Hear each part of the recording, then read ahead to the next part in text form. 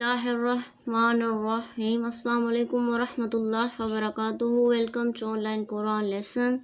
Dear student, آج ہم حدیث شریف نمبر 13 پڑھیں گے۔ حدیث شریف نمبر 13 میں ہے اذان کے کلمات سے توحید کا اقرار۔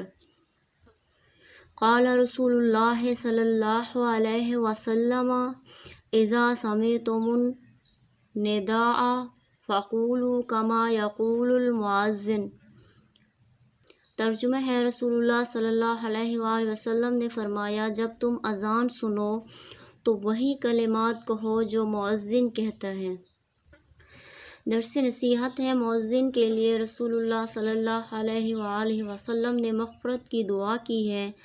اذان کے الفاظ کہنے سے اللہ کی توحید و بڑائی اور رسول اللہ صلی اللہ علیہ وآلہ وسلم کی ختم نبوت کی صداقت و جامعیت کا اقرار نصیب ہوتا ہے۔ اذان کی مسنون دعا پڑھنے سے رسول اللہ صلی اللہ علیہ وآلہ وسلم کی یقینی شفاعت نصیب ہوتی ہے۔